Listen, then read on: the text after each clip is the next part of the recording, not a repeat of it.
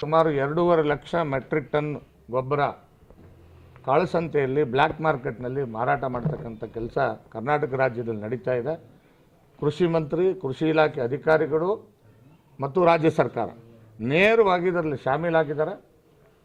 ಸಾವಿರಾರು ಕೋಟಿ ರೂಪಾಯಿ ಭ್ರಷ್ಟಾಚಾರ ಇದರಲ್ಲಿ ನಡೀತಾ ಇದೆ.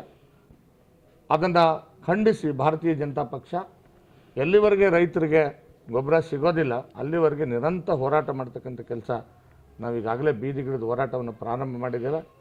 ಈ ಸಂದರ್ಭದಲ್ಲಿ ಸಿದ್ದರಾಮಯ್ಯನವರಿಗೆ ಮಾನ ಮರ್ಯಾದೆ ಇದ್ದರೆ, ಈ ಸರ್ಕಾರಕ್ಕೆ ಏನಾದರೂ ಮಾನ ಮರ್ಯಾದೆ ಇದ್ದರೆ ಇವತ್ತೇನು ನಾಳೆಯಿಂದ ಕರೆದಿದ್ದೀರಲ್ಲ ನೀವು 1-to-1 ಮೀಟಿಂಗ್, ಸಿದ್ದರಾಮಯ್ಯನವರೇ ನಿಮ್ಮ ಕುರ್ಚಿ ಉಳಿಸ್ಕೊಳ್ಳೋದಕ್ಕೋಸ್ಕರ ಉಸ್ತುವಾರಿ ಮಂತ್ರಿಗಳು, ಕಾಂಗ್ರೆಸ್ ಶಾಸಕರು 1-to-1 ಮೀಟಿಂಗ್ ಬೆಂಗಳೂರಿನಲ್ಲಿ ಕರೆಯೋದನ್ನು ನಿಲ್ಲಿಸಿ ಕಣ್ಣೀರಲ್ಲಿ ಕೈ ತೊಳಿತಾ ಇರ್ತಕ್ಕಂಥ, ಕ್ಯೂನಲ್ಲಿ ನಿಂತಿರ್ತಕ್ಕಂಥ ಆ ರೈತನಿಗೆ, ಪ್ರತಿಯೊಬ್ಬ ರೈತನಿಗೆ ಎಷ್ಟು ಅವಶ್ಯಕತೆ ಇದೆ ಅಷ್ಟು ಗೊಬ್ಬರವನ್ನು ಕಾಳಸಂತೆಯಲ್ಲಿ ನೀವೇನು ಮುಚ್ಚಿಟ್ಟಿರ್ತಕ್ಕಂಥ ಗೊಬ್ಬರ ಏನಿದೆ ಅದನ್ನು ಹೊರಗೆ ತೆಗೆದು ನಮ್ಮ ರೈತನಿಗೆ ಅದನ್ನು ಹಂಚಿಕೆ ಮಾಡ್ತಕ್ಕಂಥ ಕೆಲಸ ಮಾಡೋದಕ್ಕೆ ಆದೇಶ ಮಾಡಬೇಕು.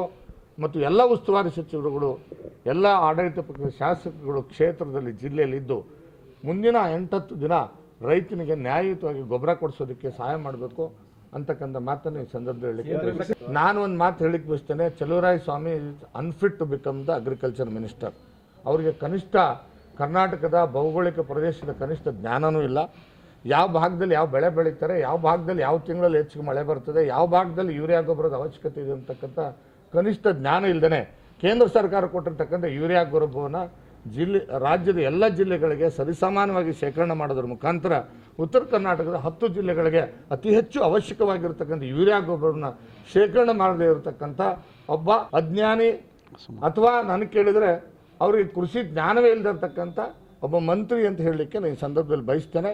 ಈಗಲಾದರೂ ಕೂಡ ನಿಮಗೆ ಕನಿಷ್ಠ ಜ್ಞಾನ ಇದ್ದರೆ ಬೇರೆ ಬೇರೆ ಜಾಗಗಳಲ್ಲಿ ಎಲ್ಲೆಲ್ಲಿ ಅವಶ್ಯಕತೆ ಇಲ್ಲ ಅಲ್ಲೇನು ಯೂರಿಯಾ ಶೇಖರಣೆ ಮಾಡಿದ್ದೀರಿ ಅದನ್ನು ಈ ಕಡೆ ತೊಗೊಂಡು ಬನ್ನಿ.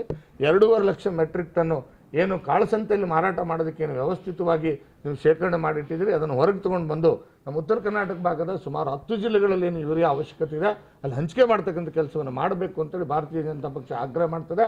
ಈ ರಾಜ್ಯದ ರೈತರಿಗೆ, ವಿಶೇಷವಾಗಿ ಉತ್ತರ ಕರ್ನಾಟಕದ 10 ಜಿಲ್ಲೆಗಳಲ್ಲಿ ಏನು ಇವತ್ತು ಯೂರಿಯಾ ಗೊಬ್ಬರದ ಕೊರತೆ ಉಂಟಾದಂಥ ಈ ಭಾಗದ ರೈತರಿಗೆ ಭಾರತೀಯ ಜನತಾ ಪಕ್ಷದ ರೈತ ಮೋರ್ಚಾದ ಅಧ್ಯಕ್ಷನಾಗಿ ನಮ್ಮೆಲ್ಲ ಪಕ್ಷದ ಕಾರ್ಯಕರ್ತರ ಮುಖಾಂತರ ಹೇಳಲಿಕ್ಕೆ ಬಯಸ್ತೇನೆ, ನಮ್ಮ ರೈತರಿಗೆ ನೀವು ಯಾರೂ ಆತಂಕಕ್ಕೆ ಒಳಗಾಗಬೇಡಿ. ನಿಮಗೆ ಗೊಬ್ಬರ ಸಿಗುವವರೆಗೆ ನಾವು ನಿಮ್ಮ ಪರವಾಗಿ ಹೋರಾಟ ಮಾಡ್ತೇವೆ. ಎಲ್ಲೆಲ್ಲಿ ನೀವು ಪಾಳೆಗೆ ನಿಂತಿದ್ದೀರಿ ಗೊಬ್ಬರಕ್ಕೆ ಅಲ್ಲಿ ನಮ್ಮ ಕಾರ್ಯಕರ್ತರು ಸಿದ್ಧರಾಗಿದ್ದಾರೆ. ನಿಮ್ಮ ಜೊತೆ ನಾವು ನಿಲ್ತೇವೆ, ಹೋರಾಟ ಮಾಡ್ತೇವೆ, ನೀವು ಗೊಬ್ಬರ ಕೊಡಿಸುವಂಥ ಕೆಲಸ ನಾವು ಮಾಡ್ತೇವೆ.